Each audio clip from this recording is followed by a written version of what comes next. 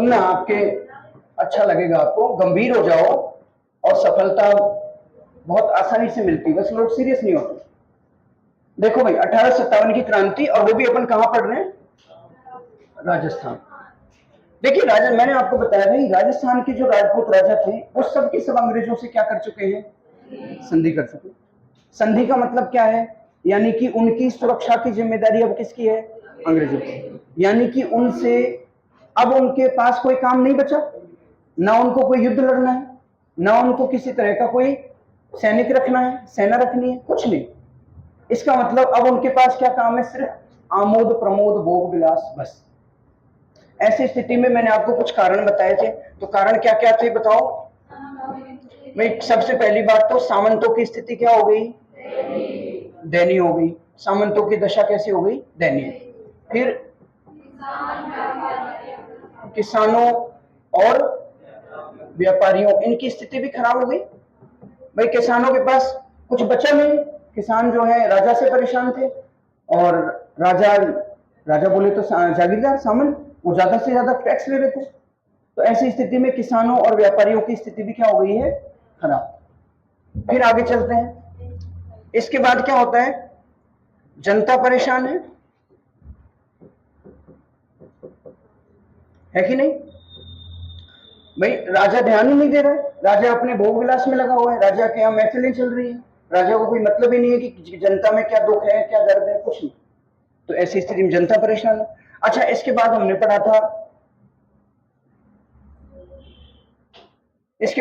था भाई एक चीज और, कि सामाजिक जो व्यवस्था थी उसमें अंग्रेज क्या कर रहे थे? हस्तक्षेप कर रहे थे। सामाजिक व्यवस्था में अंग्रेज क्या कर रहे थे कि भाई ये सती प्रथा बंद करो, ये बाल विवाह क्यों करते हो तुम, बड़ी होने दो बच्चियों को, है बड़ी होके करना। तो लोग सोचते हैं यार हमारी बच्चियां बड़ी होंगी तो पता नहीं। बाल विवाह होते ही इसलिए थे कि उस टाइम पे मध्यकाल में स्थितियां बहुत खराब थी। जो बाहर से मुस्लिम आक्रांता आए थे उनका यही था कि उनके कोई धर्म नहीं था, वो बहन बेटियों को 10 साल से बड़ी होने ही नहीं देते थे। आक्रांताओं के बाहर से जो विदेशी आक्रमणकारी आए थे उनकी स्थिति क्या थी कि अगर किसी की बेटी 8 साल की भी है तो उसको उठा ले जाते थे। अपने लोगों में धर्म था, वो युद्ध भी धर्म से लड़ते थे, मैंने आपको बताया। लेकिन बाहर से जो लोग आए थे उनमें धर्म नहीं था। वो लोग क्या समझते थे कि भाई जो भी हो अपने को दुश्मन का तो कुछ कुत्ता भी मिल जाए तो उसको भी काट के खा जाओ। तो ऐसी स्थिति में पहले हमारे बाल विवाह नहीं होते थे। वैदिक काल में होते थे क्या? नहीं होते थे। मध्यकाल में हमारे बाल विवाह शुरू हुए। क्यों? क्योंकि बेटियों को बचाना है आक्रांताओं से, आक्रमणकारियों से। तो क्या करना है? उनका जितनी जल्दी हो सके उनका विवाह करना। विवाह करने से क्या होगा कि एक संभावना कम हो जाती है उनका अपहरण होने की, उनको परेशान होने की, ये चीज होती है। इसके बाद सामाजिक व्यवस्था में जब अंग्रेजों ने हस्तक्षेप किया तो वो भी उनको बुरा लगा। और चीजें क्या थी? आर्थिक, अंग्रेजों के जो शासन से अंग्रेजों को पैसा चाहिए था, बाहर युद्ध लड़ रहे थे अंग्रेज कई तरह के, तो सेना रखने के लिए पैसा चाहिए। राजा तो जनता का क्या हो रहा था? शोषण। जनता पे तरह तरह के क्या लगा दिए? टैक्स, कर, लागत। ठीक है। फिर इसके अलावा और क्या था? तो अंग्रेज क्या करते थे? भेदभाव करते थे। भेदभाव कौन सा वाला? नस्ल वाला। नस्लीय भेदभाव करते थे। नस्लीय भेदभाव कैसे करते थे? कि हमको अच्छे अच्छे होटलों में, क्लबों में भारतीयों को जाने से मना था। इसके अलावा भारतीय लोगों के साथ में रंग भेद वाली बातों में, तुम काले हो, हम गोरे हैं। एक रूडयार्ड किपलिंग नाम का एक विद्वान था अंग्रेजों को, उसने कहा व्हाइट मैन्स वर्डन, ये आपके लेवल की चीज तो नहीं है पर फिर भी जान लो, white mains वर्डन, white mains वर्डन theory की उसने। व्हाइट मैन्स वर्डन,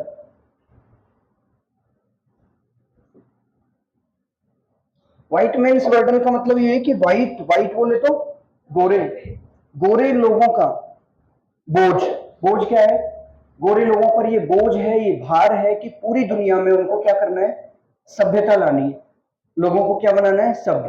तो वो हमसे कहते थे कि तुम लोग तो सभ्य नहीं, तुम जानवर हो, तुमको जीना ही हम सिखा रहे हैं, तुम तो जीना ही नहीं आता है, एक लंगोटी लगा के घूमते रहते हो, पैंट शर्ट पहनो, एक लंगोटी लगा के तुम घूमते रहते हो, पैंट शर्ट पहनो। ये क्या पहन लेते हो, ये ऊपर से नीचे तक कुर्ता सा, सूट पहनो। और बाद में सीखे भी हमारे लोग, हमारे राजाओं ने, फिर बाद में, यहाँ तक कि आप महात्मा गांधी को भी देखोगे तो महात्मा गांधी ने भी क्या पहना है, सूट पहना है, कोट पैंट पहना। फिर बाद में वो तो जब उनको कैबल्य की प्राप्ति हुई लास्ट में, तब उन्होंने फिर, ये सारे कारण थे। इन कारणों से क्या था, लोग परेशान थे। फिर मैंने आपको बताया कि तात्कालिक कारण जो थे सैनिकों के, सैनिकों में कौन थे, हिंदू थे और मुस्लिम थे। और सैनिकों में अफवाह क्या फैल गई, अफवाह फैल गई, दो तीन कारण और भी थे। सैनिकों में, अपने भारत के जो सैनिक होते थे उनको अंग्रेज कभी भी सूबेदार से ज्यादा बढ़ने नहीं देते थे। जो सेना में बड़े अफसर जो होते थे ना, वो कौन होते थे, अंग्रेज। और भारतीय तो कितना ही अच्छा कर ले, कितने अच्छा कर ले, तब भी वो ज्यादा बड़े पद पर नहीं पहुंच सकता, अंग्रेज उसको बड़ा पद देते ही नहीं थे। आपने RRR मूवी देखी होगी, RRR मूवी देखी होगी, उसमें क्या होता है, वो रामचरण जो एक्टर है, वो पुलिस में भर्ती होता है, वो अंग्रेजों के लिए कितना बहादुरी से लड़ता है, लेकिन फिर भी उसको प्रमोशन नहीं मिलता। देखिए ना, बाद में मिलते हैं। आप पहला सीन भी तो याद करो, वो तो जब जान ही दे देगा अपनी, तब थोड़ा बहुत प्रमोशन मिल जाए, उससे बात। कुल मिला के बात यह है कि अंग्रेज हमेशा भेदभाव करते थे, भारतीयों के साथ क्या करते थे, भेदभाव। तो ये कुछ कारण थे। कारण अगर ध्यान में रह जाते तो ठीक, नहीं तो मैंने समझा दिए हैं, आपसे ज्यादातर पूछा नहीं जाता है, तो आप अपने हिसाब से लिख लेना, ठीक है। फिर अपन आते हैं घटनाओं पे। कारण देख लिया आपने। अब देखो, आपको पता है कि सबसे पहले क्रांति शुरू हुई थी, कहां शुरू हुई थी, ये राजस्थान में, और देश में शुरू हुई थी मेरठ में, ठीक है। लेकिन मेरठ से भी पहले बैरकपुर की छावनी थी बंगाल, ठीक है। और वहां यूपी का एक ब्राह्मण था जिसका नाम था मंगल पांडे, वो सैनिक था। वो क्या था, सैनिक। अब वो अंग्रेजों से कह रहा था बहुत दिनों से कि देखो, मतलब आसपास के अपने सैनिकों से बात करता था कि देखो ये कारतूस जो आ रहे हैं ना, नई वाली राइफल आ रही है, इन नई वाली राइफल्स में क्या है, गाय की चर्बी है, और अपन क्या है, हिंदू है, और मैं तो ब्राह्मण और हिंदुओं में भी, तो इसलिए मुझे ये नौकरी छोड़नी पड़ेगी। तो वो ऐसे बात करता था। तो उसके दोस्त कहते थे, यार भाई नौकरी छोड़ देगा, जब नौकरी छोड़ देगा तो फिर गुजारा कैसे होगा। आपने सैनिक की नौकरी करते हैं, लड़ने जाते हैं, उसमें अपने को पैसे मिलते हैं, उससे अपन अपनी जिंदगी चलाते हैं, अपने बच्चों को खाना खिलाते हैं। क्या मैं क्या करूं, मेरा तो धर्म भ्रष्ट करने पे तुले हुए अंग्रेज, तो मुझे तो नौकरी छोड़नी पड़ी। तो वो इतना परेशान था, उसके अंदर इतना मानसिक तनाव भर गया था कि 8 अप्रैल नहीं, 29 मार्च 1857 ये दिन था। क्रांति तो बाद में होनी थी, क्रांति बाद में होनी थी, लेकिन 29 मार्च 1857 के दिन उसने बंदूक उठाई और अपने दो, जो बैरकपुर में दो अंग्रेज थे, उनको निपटा दिया। अब जैसे ही निपटाया, उसने फिर और भी, पर गोली दो ही थी, तो दोनों दोनों उतार दी उसने। फिर उसके बाद उसके साथ में तुरंत उसको अरेस्ट करके, और उसके साथ में बहुत अत्याचार हुआ, अंग्रेजों ने उसको जबरदस्त यातनाएं दी, और आखिरकार 8 अप्रैल को उसको फांसी पर चढ़ा। तो क्रांति में, 1857 क्रांति में पहला शहीद होने वाला व्यक्ति कौन था, मंगल पांडे। कब शहीद हुआ था, 8 अप्रैल 1800। सारी घटनाएं 1857 में ही है लगभग, इसलिए अपने को दिन याद रखने बजाय सन की, ठीक। और दिन भी कौन कौन से याद रखने में बता दूंगा, ज्यादा परेशान नहीं होना, लोड नहीं लेना है, बहुत आसान चीज है, और प्रश्न आते हैं इसमें से, ठीक है ना, तो ज्यादा परेशान नहीं हो। तो अब अपने राजस्थान में आते हैं, क्योंकि ये जो क्रांति की घटना हुई थी, कहां पर, मेरठ में। फिर मेरठ की जो घटनाएं थी, उनसे अपने भारत में जो जहां जहां अंग्रेजों की सैनिक छावनियां थी, वहां वहां पे सैनिकों में असंतोष फैलने लग गया। तो अपने राजस्थान में उस टाइम पे 6 सैनिक छावनियां थी, है ना। कौन कौन सी थी पता है क्या, अब अपने राजस्थान की स्थिति देख लेते हैं।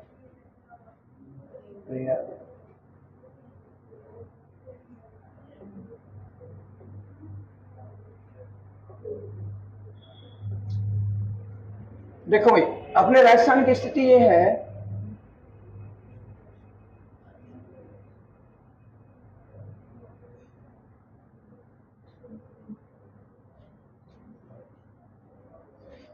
राजस्थान की 6 सैनिक छावनियां थी। कितनी?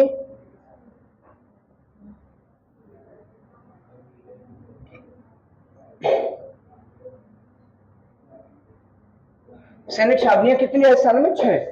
एक है नीमच में, एक है नसीराबाद में, एक है, अरे बताओ, देवली में, एक ब्यावर, एक एरनपुरा और एक खैरवाड़ा। खैरवाड़ा याद रहेगी?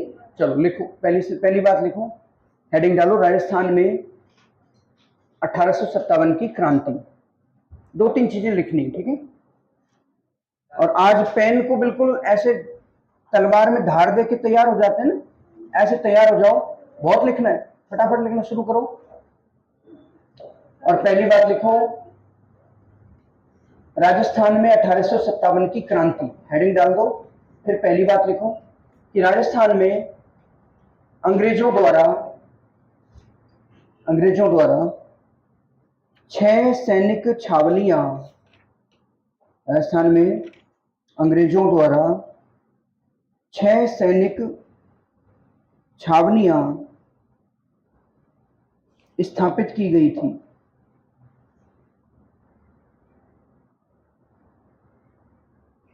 6 सैनिक छावनियां स्थापित की गई थी। पहली का लिखो नाम, लिखो नसीराबाद, दूसरी लिखो नीमच, नसीराबाद, नीमच, आजकल एमपी में है नीमच। नीमच के बाद लिखो ब्यावर, फिर लिखो एरनपुरा, फिर लिखो खैरवाड़ा और एक लिखोगे देवली। देवली तो आपके आसपास होगा। हाँ, देवली तो बहुत सारे लोग होके आए होंगे आप में से।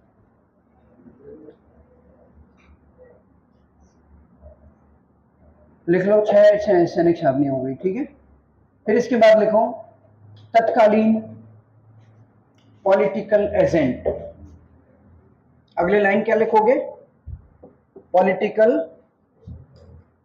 एजेंट।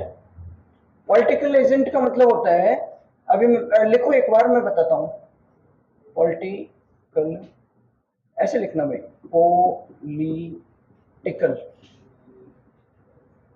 Political agent. इंग्लिश में लिखना चाहो तो इंग्लिश में लिख लेना।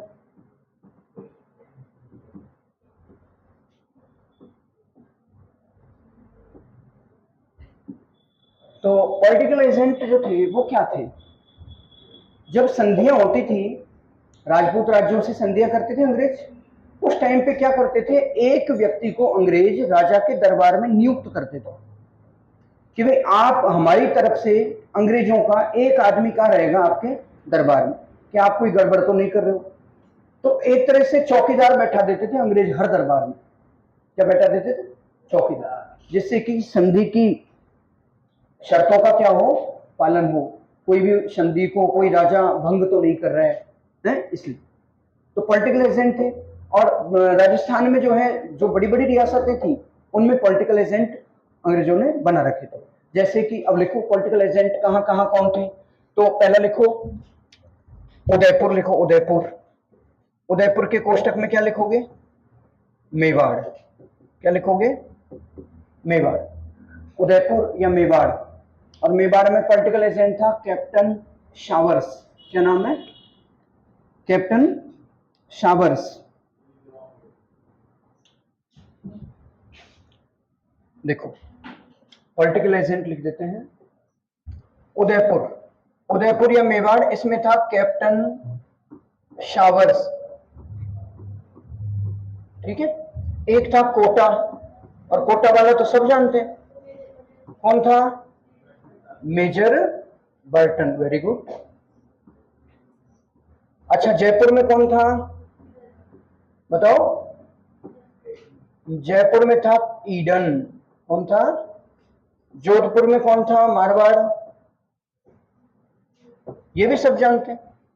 मैक मैसन। कौन था? मैक मैसन। इनको याद कर लो, अभी अभी याद कर लो इनको, ठीक है। और भरतपुर में कौन था? भरतपुर में था मॉरिसन। कौन था? मॉरिसन। और सिरोही में, तो सिरोही में था जे डी हॉल। कौन था? जे डी हॉल। ये पॉलिटिकल एजेंट, ठीक है, जे डी हॉल। अब लिखो तत्कालीन शासक। अगला लिखो तत्कालीन शासक। शासक बोले तो उस समय कौन कौन कहां का राजा था, ठीक है। अब देखो, तीन तो राम सिंह थे। तीन कौन थे? राम सिंह। बहुत आसान है, नहीं याद करना। तीन कौन थे? राम सिंह। कोटा, बूंदी, जयपुर, तीनों जगह कौन थे? राम सिंह। अलग अलग थे लेकिन तीनों जगह कौन थे? राम सिंह। तो कोटा, बूंदी और जयपुर, तीनों जगह पे कौन था? राम सिंह सेकंड। तो सेकंड याद रख लेना। बूंदी वाले का मुझे कंफर्म नहीं है, लेकिन तुम तो याद रख लेना राम सिंह द्वितीय। तीन लोग थे अलग अलग, ऐसा नहीं है एक ही आदमी। तीन राजा थे उस टाइम पे, तीनों राजाओं का नाम क्या था? राम सिंह। तो याद करने में आसान रहेगा। अब देखो, एक है भरतपुर और एक है धौलपुर, दोनों याद करा दो क्या? अरे दोनों याद करा दो क्या? ठीक है। तो देखो, भरतपुर जो वाला, भरतपुर वाले जो राजा हैं, उनका भय जो है ना, वो इधर आ गया था, ठीक है। भरतपुर में जो राजा थे उस टाइम पे जसवंत सिंह। कौन थे? जसवंत सिंह। और धौलपुर में जो थे वो भय इधर आ गया ना, तो यहां थे भगवंत सिंह। कौन थे?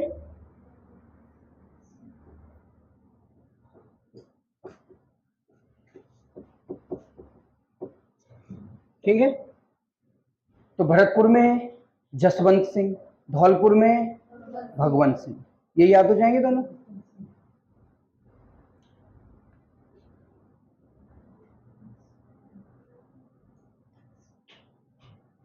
फर्स्ट। फिर देखो, अच्छा, जय कोटा, बूंदी, जयपुर, राम सिंह सेकंड, याद हो जाएगा। और दो ये याद हो गए कि भरतपुर, धौलपुर, हालांकि ये ज्यादा इंपॉर्टेंट है। एक दो और इंपॉर्टेंट है। अब जैसे मेवाड़ में कौन था उस टाइम पे, बताओ। आपने पढ़ा है ना, मेवाड़ बताओ कौन था? अमर सिंह नहीं। और आइडिया लगाओ। अमर सिंह तो कृष्णा कुमारी विवाद से भी पहले जो देवारी समझौता हुआ था उसमें था। राज सिंह तो मूर्खों, औरंगजेब के समय राज सिंह था। महाराणा स्वरूप सिंह। Very good. तो उदयपुर में, मेवाड़ में कौन था? देखो, याद रखने का तरीका यही है कि आप चीजों को जोड़ो। मैंने आपको बताया, जैसे एक भैया बता रहा है कि अमर सिंह, तो अमर सिंह तो आप अच्छी तरह समझते हो कि अमर सिंह ने देवारी समझौता किया था ना। और अपनी, महाराणा अमर सिंह सेकंड ने अपनी बेटी चांद कुंवरी, चंद्र कुंवरी, उसका विवाह किससे किया था? सवाई जयसिंह। तो सवाई जयसिंह का कार्यकाल 1700 से लेकर 1743 है। भाई अमर सिंह का याद नहीं हो कोई बात, सवाई जयसिंह का तो याद है ना, वो तो बड़ा राजा है। तो सवाई जयसिंह का कहाँ है? 1700 से 1743। इसका मतलब उस टाइम पे तो क्रांति नहीं हो रही थी ना, क्रांति तो हो रही है 100 साल बाद, 1857। तो इसलिए उस टाइम पे राजा कौन था? महाराणा स्वरूप सिंह। तो मेवाड़ में थे महाराणा स्वरूप सिंह। स्वरूप सिंह। फिर आप आगे आओ, जोधपुर। बताओ जोधपुर में कौन था? Very good. जोधपुर के तख्त पर उस टाइम पे कौन था? तख्त सिंह। याद रहेगा। जोधपुर का कौन था? तख्त सिंह। मेवाड़ हो गया, जोधपुर हो गया, और कौन सा बताओ? इसमें दे रखे हैं ना, पर मुझे नहीं लगता इनको लिखवाना चाहिए। तो बहुत सारे दे रखे हैं अपने, कोई काम के ज्यादा है नहीं, काम वाले तो लिख लिए अपने। हाँ, एक बीकानेर का लिख लो, सरदार सिंह। बीकानेर का सरदार सिंह इंपॉर्टेंट है, ये लिख लो।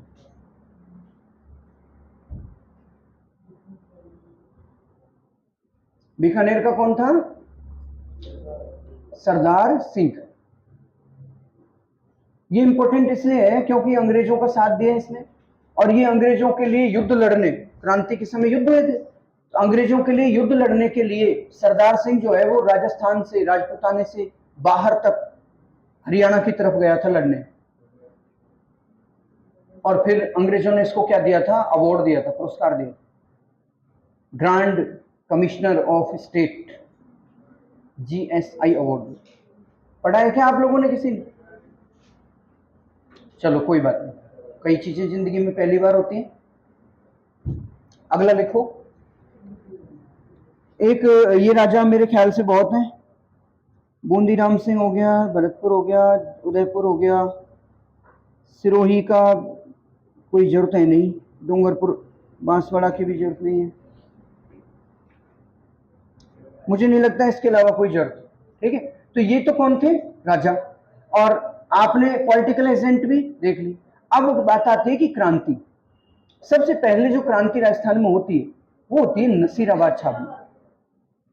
नसीराबाद छावनी में होता क्या है कि वहां पे एक बंगाल नेटिव इन्फेंट्री थी, 30वीं बंगाल नेटिव इन्फेंट्री, सेनाओं का नाम होता था। इससे परेशान नहीं होना है कि क्या नेटिव इन्फेंट्री, हम भी बचपन में पढ़ते तो हमको लगता था ये क्या बीमारी है यार, ये नेटिव इन्फेंट्री फलाना दिखाना, अपने को परेशान नहीं होना है, सिंपल सी बात है, सेना का नाम होता है।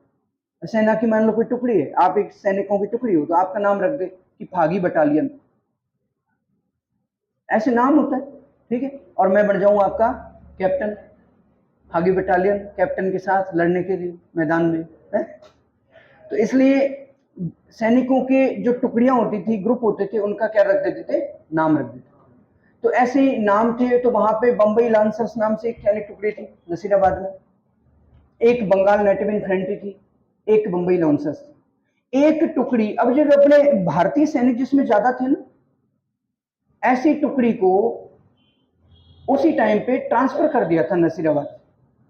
तो भारत वालों ने सोचा यार हम पे अंग्रेज क्या नहीं करते, विश्वास नहीं करते। पहले ही जानते थे अंग्रेज अपने साथ भेदभाव तो करते ही, भाई अपने को बराबरी में तो रखते ही नहीं। फिर इन्होंने अविश्वास करके हमारा क्या कर दिया, ट्रांसफर कर। तो वहां पे सबसे पहले नसीराबाद में कितनी तारीख थी, 28 मई।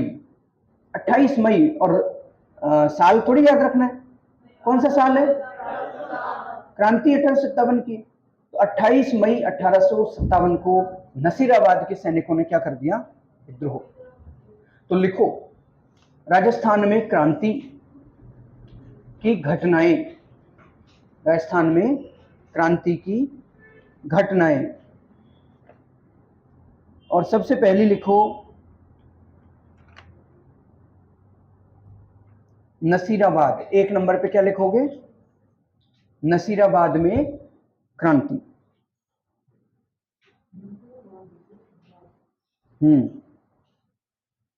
नसीराबाद में क्रांति।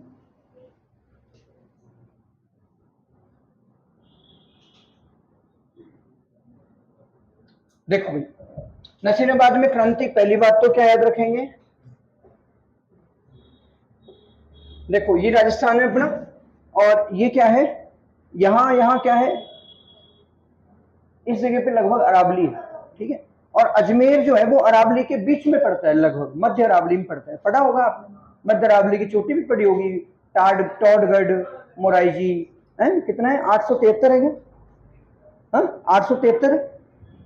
मोराइजी की ऊंचाई कितनी है, अरे टॉडगढ़ की ऊंचाई कितनी है, 873 है क्या,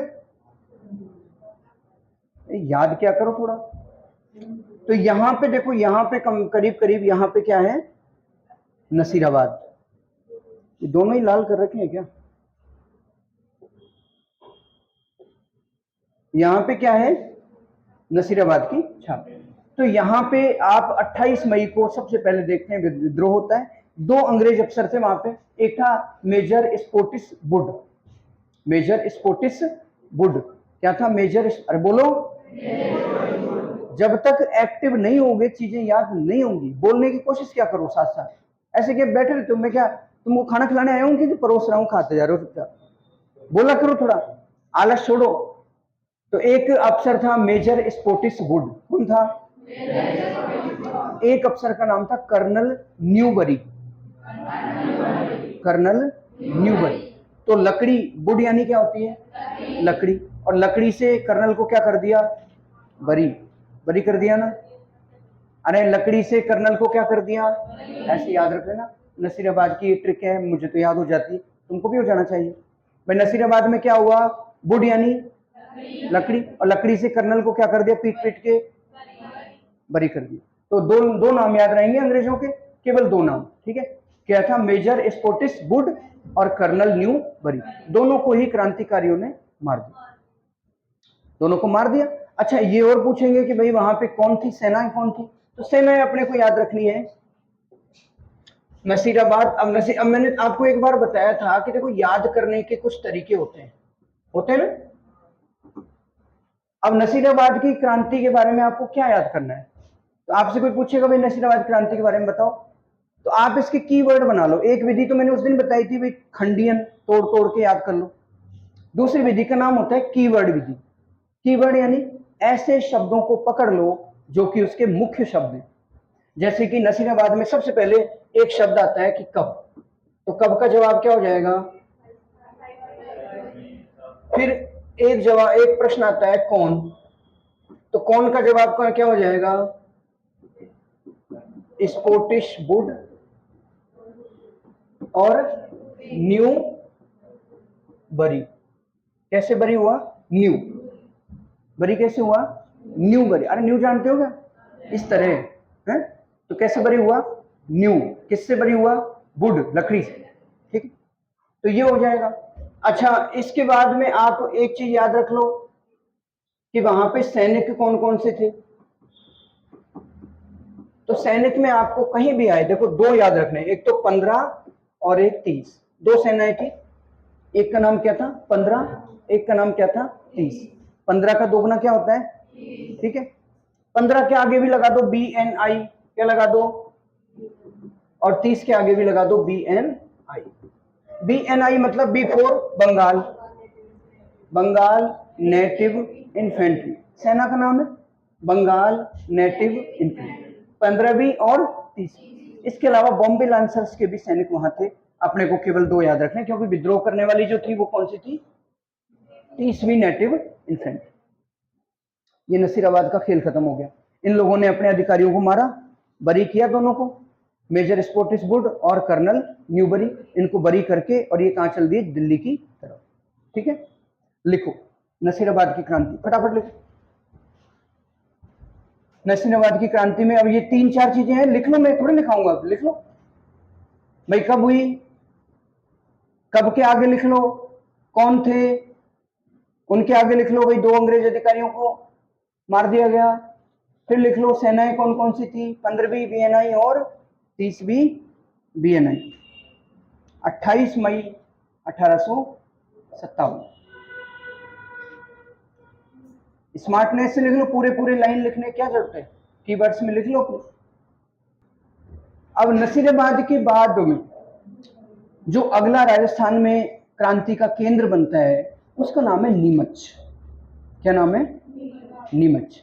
वहां पे भी क्रांति होती है। वहां पे क्या होता है? नीमच में एक सिपाही होता है जो अवध से आया होता है। अवध, अब आपने भारत का इतिहास पढ़ा होगा तो वो जानते होंगे कि अवध में अंग्रेजों ने, डलहौजी ने कुशासन का आरोप लगाकर और अवध को राज्य में मिला लिया। हालांकि आरोप क्या था, बात सही भी थी। अवध का जो नवाब था उसके पास केवल एक ही काम था, वो जनता पे कोई ध्यान नहीं देता था और वो भोग विलास में लिप्त रहता था। वाजिद अली साहब 8 साल की उम्र में तो शादी कर ली थी उसने। तो ऐसे मतलब महान विलासी व्यक्ति था। तो इसलिए अंग्रेजों ने कहा भाई आप ढंग से शासन करना नहीं जानते हो, इसको हटाओ और अंग्रेज में मिला लो अवध। लेकिन अवध के भाई राजा कैसा भी हो, लेकिन जनता को राजा से क्या होता है? सम्मान और प्रेम होता है। भले राजा कितना ही खराब हो, सबको पता है कि राजा खराब, लेकिन फिर भी यही कारण है कि आजादी के बाद बहुत सारे राजाओं ने चुनाव लड़ा और चुनाव जीत के राजा बन गए। कहने का मतलब चुनाव जीत के कहीं क्या बन गया? विधायक बन गया, कोई सांसद बन गया, कोई मुख्यमंत्री। आज भी आप देख लो, वसुंधरा राजे सिंधिया मुख्यमंत्री रही, दिया कुमारी जी आज क्या है? उप मुख्यमंत्री हैं। यानी कि राजा चाहे अच्छे हों चाहे बुरे हों, जनता के मन में उनके प्रति विशेष क्या होता है, प्रेम होता है। पीढ़ियों से उनको गद्दी पे देखा है, इसलिए। तो ऐसी स्थिति में क्या होता है, नीमच में एक सैनिक था, और वो सैनिक वहां पे नीमच के जब अंग्रेज अधिकारी जब भाषण दे रहे थे कि देखो भाई नसीराबाद में क्रांति हो गई है, तुम मत कर देना, तुम वफादार रहो, वफादारी की शपथ खाओ तुम। तो सारे सैनिक जो नीमच में थे उनको लाइन लगा के ग्राउंड में बुलाया, और फिर एक गीता मंगवाई और एक मंगवाई कुरान। भाई हिंदू है तो गीता पे हाथ रख लो, और मुस्लिम है तो, और सबको कसम खिलवा रहे थे, कसम खाओ कि हम क्रांति नहीं करेंगे, अंग्रेजों से धोखा नहीं करेंगे, अंग्रेजों से बगावत नहीं करेंगे। ऐसे कसम खा रहे थे। तो कसम खाते खाते खा रहे थे सभी सैनिक, यार हम कौन सा क्रांति करें, हमको नौकरी चाहिए, भाई हमको तुम पैसा देते हो, हम तुम्हारे लड़ते हैं, तो हम क्यों क्रांति करेंगे, और क्रांति कर भी लेंगे तो हमको नौकरी कौन देगा। इसलिए वो खाते जा रहे थे। लेकिन एक सैनिक था जो अवध का था, उसका नंबर आया। तो अवध का सैनिक था, तो और अवध में क्या कर दिया था अंग्रेजों ने, नवाब को हटा दिया था। तो इसलिए वो क्या था, गुस्से में था। उसने आते ही कहा कि देखो ऐसा है, पहले तुम अंग्रेज अधिकारियों से कहा कि हम तो खाल कर लेंगे, शपथ ले लेंगे, पहले तुम शपथ लो कि हम किस बात की, कि तुम न्याय नहीं करते हो, अन्याय करते हो। वो गुस्सा भावुक हो रहा था। आखिरकार वो समझ गए कि यार ये बाकी तो ठीक है, पर ये क्रांति जरूर करेगा। उसने उसी टाइम उठाई बंदूक, और दूसरा मंगल पांडे वो बन गया राजस्थान में। उसने भी क्या किया, एक दो को निपटाया, और इस तरह से नीमच में भी क्या हो गई, क्रांति। ये घटना हुई 3 जून को। कब हुई है, 3 जून। तो लिखो नीमच में क्रांति, नीमच में क्रांति लिखो 3 जून। कब हुई, 3 जून।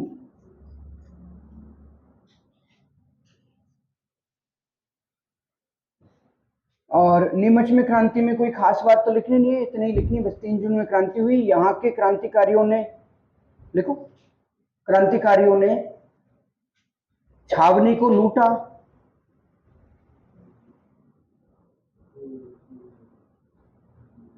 और उसमें आग लगा दी। छावनी को लूटा और उसमें आग लगा दी। अब ये चल दी। अब सोचो आप क्या माहौल रहा होगा। छावनी को लूटा और उसमें आग लगा दी। अब ये वहां से निकल लिए सारे सैनिक। अब उनके ये था भाई अपने क्रांति कर दी, अब तो क्या है, मरना और मारना। रास्ते में जितने भी घर मिले ना अंग्रेजों के बंगले, जिन पे कभी घुसने नहीं दिया था उनको, कभी वो जाते थे तो उनको बाहर से ही, हाँ भाई क्यों आया, कैसे, तो ऐसे बंगलों में वो घुसे, बढ़िया अंग्रेजों की सारी सुख सुविधाओं का लाभ उठाया। यहां तक कि महिलाओं के साथ भी, अंग्रेज जो महिलाएं थी उनके साथ भी अभद्र व्यवहार किया। और फिर वो भागते वहां से निकले, लूट गए सारे घरों को, अंग्रेजों को मार दिया बहुत सारों को। और फिर वो पहुंचे भीलवाड़ा में, शाहपुरा पड़ता है, शाहपुरा के शासक के पास। शाहपुरा के शासक से मतलब है, शाहपुरा में शासक मतलब जो जो भी जमींदार, सामंती था ना वो भी एक, भाई मेवाड़ के अंडर में रहेगा वो, तो शाहपुरा का कौन होगा, शासक होगा, वो जमींदारी होगा एक। तो जमींदारों में आपको पता ही है जमींदार सारे क्या हैं अंग्रेजों से, अरे भाई परेशान है कि नहीं, नाराज है कि नहीं, रोष रोष है कि नहीं उनमें, गुस्सा है कि नहीं। तो शाहपुरा के शासक ने सारे क्रांतिकारियों को बिठाया कि भाई कहां से आ रहे हो, क्या वो अंग्रेजों का घर लूट लाट के क्रांति करके आ रहे हैं। अरे यार बहुत बढ़िया बात है भाई, आओ इनके लिए शाम को झगड़ा वगैरह लगा के दाल बाटी बना के बढ़िया, और छतों पे सुलाए बढ़िया उनको, गर्मियां थी 3 जून, तो बढ़िया छतों पे उनको। तो इस तरह से अगर पूछे कि नीमच के क्रांतिकारियों को सहायता देने वाले शासक का नाम क्या था, शाहपुरा के शासक। ठीक है, कहां के शासक ने दी थी सहायता, लिखो फटाफट लिखो, शाहपुरा के शासक ने इनके भोजन एवं ठहरने का प्रबंध किया। शाहपुरा के शासक ने इनके भोजन और ठहरने का प्रबंध किया।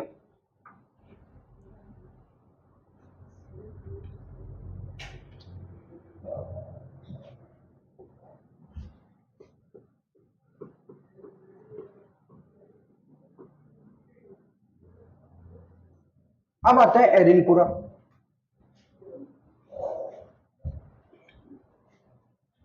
देखो अगला जो क्रांति का पड़ाव है वो क्या है, एरनपुर। देखो जोधपुर के महाराजा तख्त सिंह है, जोधपुर के तख्त पे कौन है इस समय, तख्त सिंह। और तख्त सिंह जो है, चूंकि जोधपुर बहुत बड़ी रियासत थी, बहुत बड़ा राज्य था जोधपुर, उसमें कई क्या थे, जमींदार थे, कई सामंत थे। तो आपको पता है ये सामंतों को क्या चल रही है राजा से, अरे सामंतों और राजाओं की क्या चल रही है, आपस में प्रॉब्लम चल रही है ना। मैंने आपको बहुत अच्छे से समझाया, काफी देर तक समझाया कि सामंतों की और राजाओं के जो संबंध थे वो अंग्रेजों से संधियों के कारण क्या हो गए थे, भाई पहले तो ये था कि राजा सम्मान देता था, क्यों, क्योंकि सामंत मेरे संकट आएगा तो लड़ेगा, मेरे पक्ष में लड़ेगा। आपको पता ही है जब महाराणा राज सिंह जब शादी करने जा रहे थे चारुमती से, किशनगढ़ की राजकुमारी से, तो लड़ने कौन गया था, रतन सिंह चुंडावत, और उसी चक्कर में उसकी खुद की शादी बिगड़ गई थी। आपको पता ही है हाडी रानी सहल कंवर ने अपना सिर काटकर, तो किसकी खुद की लड़ाई थी क्या, रतन सिंह की लड़ाई थी क्या, वो नहीं, किसकी लड़ाई थी, महाराणा। तो महाराणा राज सिंह के लिए कौन लड़ रहा था, यानी कि सामंत किसके लिए लड़ते थे, हमेशा अपने राजा के। तो राजा के लिए सामंत जो लड़ते थे, ये लड़ाइयां हो गई बंद, अंग्रेजों के बाद संधियां हो गई, संधियां हो गई तो युद्ध होना बंद हो गए, शांति हो गई, शांति हो गई तो अब सामंतों की जरूरत है क्या राजा को, नहीं है। तो इसलिए वो सामंतों को सम्मान भी नहीं देता था और उल्टा उनसे ये कहता था अब तुमसे हम लड़ाई तो करवाते नहीं है, तो इसलिए तुम ज्यादा टैक्स दिया करो। भाई पहले तो तुम चाकरी करते थे, चाकरी बोले तो लड़ने आते थे हमारे पक्ष में, लेकिन अब तो लड़ाइयां होती नहीं है, युद्ध होते ही नहीं है, तो इसलिए अब आप क्या करोगे, ज्यादा टैक्स दो उनको, नहीं तो हटा देंगे तुमको सामंती, दूसरा लगा देंगे। इस तरह से स्थितियां ये बन गई। तो ऐसी स्थिति में एरनपुरा भी एक क्या थी, छावनी थी, वहां पे भी सैनिक थे। और आऊबा नाम का एक ठिकाना था, ठिकाने का नाम क्या है, आऊबा। और आऊबा के ठिकाने में जो उस टाइम पे सामंत था, जागीरदार था, उसका नाम था कुशाल सिंह चंपावत। क्या नाम था, ठाकुर कुशाल सिंह चंपावत।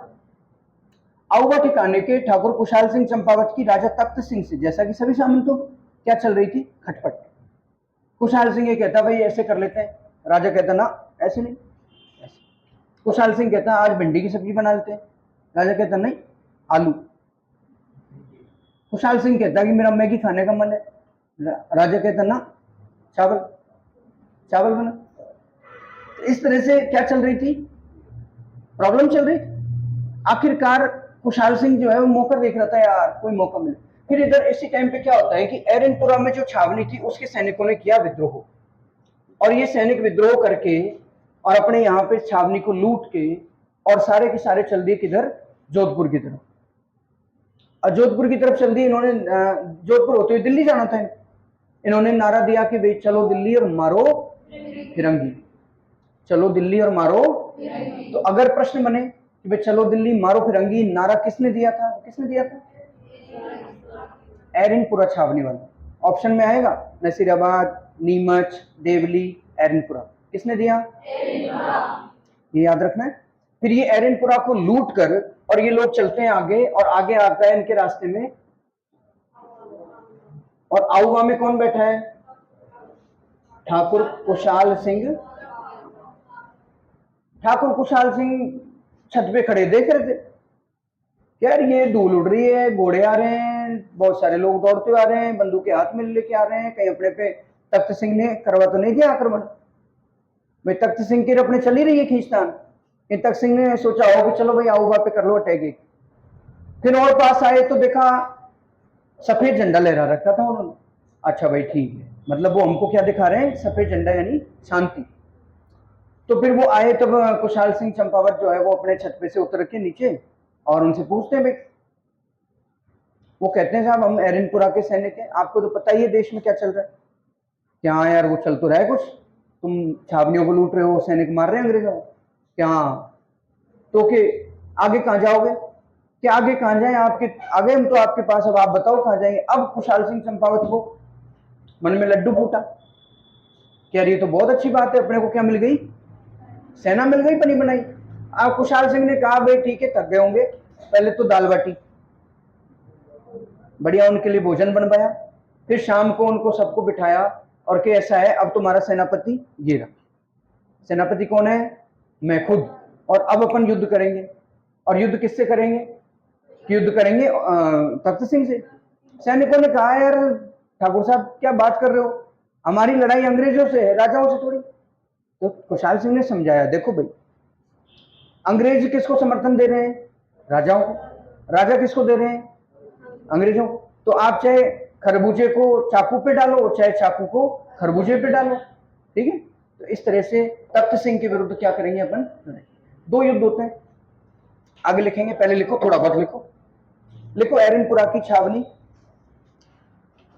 एरनपुरा और आउवा की क्रांति। लिखो, एरनपुरा छावनी के सैनिकों ने 21 अगस्त, कब लिखोगे? एरनपुरा छावनी के सैनिकों ने 21 अगस्त को क्रांति का बिगुल बजा दिया। बिगुल जानते होगे? क्रांति का क्या बजा दिया? बिगुल। वाद्य यंत्र पढ़े हैं क्या? कल्चर में वाद्य यंत्र पढ़े होंगे। वाद्य यंत्र में एक घन वाद्य आता है जिसका नाम सुशिर, फूंक मारने वाले। तो सुशिर वाद्य यंत्रों में से एक होता है कौन? बिगुल।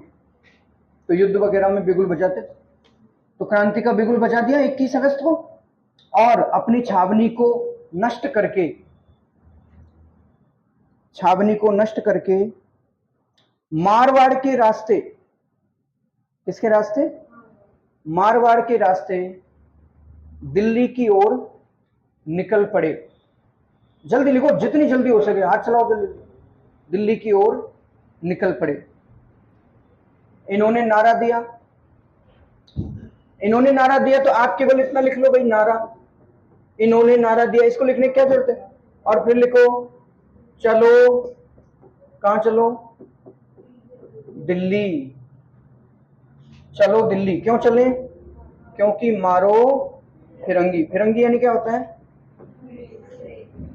फिरंगी यानी विदेशी। चलो दिल्ली और मारो, किसने दिया नारा? एरनपुरा। फिर लिखो आगे, रास्ते में आउबा के ठाकुर कुशाल सिंह चंपावत ने, आउबा के ठाकुर कुशाल सिंह चंपावत, आउबा के ठाकुर कुशाल सिंह चंपावत ने इन्हें रोककर नेतृत्व प्रदान किया। क्या प्रदान किया है? इन्हें रोककर इनका क्या बन गए? नेता बन गए, नेतृत्व प्रदान किया। इन्हें रोककर इनके नेता बन गए, ठीक है। आउबा के ठाकुर कुशाल सिंह चंपावत ने क्या दिया? इनको नेतृत्व। अब नेतृत्व दिया तो देखो, दो युद्ध होते हैं। पहले युद्ध का नाम है, जोधपुर की सेना को पता चला कि एरनपुरा के सैनिकों ने विद्रोह कर दिया है। अब जोधपुर का राजा कौन है? तख्त सिंह। तख्त सिंह भेजेगा अपनी सेना। अंग्रेजों ने कहा भाई तख्त सिंह जी आप क्या कर रहे हो, आपके क्षेत्र में क्रांति हो रही। तो तख्त सिंह ने कहा यार मैं रोकता हूँ, भेजता हूँ कुछ। तो तख्त सिंह ने कुछ सिपाही भेजे और सेनापति भेजे। एक सेनापति का नाम था ओनार सिंह पंवार, एक का नाम था कुशल राज सिंघवी। क्या नाम था? अरे बोलो, कुशल राज सिंघवी। एक का नाम क्या था? ओनार सिंह अरे अनार को ओनार बोल देते हैं, अनार बोलते हैं, अनार सिंह पंवार। अनार को क्या बोल देते हैं? अपने राजस्थानी अपन भाषा का कर ही लेते हैं ना, तो अनार को क्या कर देते हैं? ओनार। ओनार सिंह पंवार। दो सेनापति आए थे और ये युद्ध हुआ था 8 सितंबर। कब हुआ था? और इस युद्ध को कहते हैं बिठौड़ा का युद्ध, ठीक है। तो बिठौड़ा का युद्ध हुआ पहले, फिर एक युद्ध होता है अगला चेलावास का, वो बाद में लिखेंगे। तो पहले लिखो बिठौड़ा का युद्ध, बिठौड़ा का युद्ध। और बिठौड़ा के युद्ध में क्या हुआ? ओनार सिंह पंवार ने कुशल राज सिंघवी के, लिखो बिठौड़ा का युद्ध, जोधपुर के महाराजा तख्त सिंह ने, जोधपुर के महाराजा तख्त सिंह ने जोधपुर की महाराजा तख्त सिंह ने कुशलराज सिंह भी, कुशलराज सिंह भी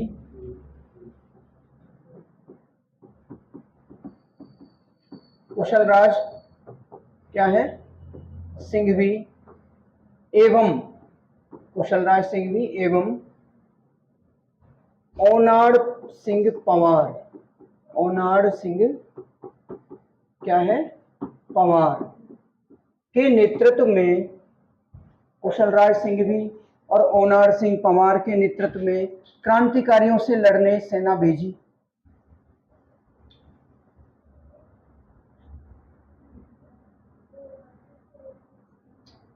ठीक है, बिथोड़ा का युद्ध लिख दिया था ना हेडिंग में,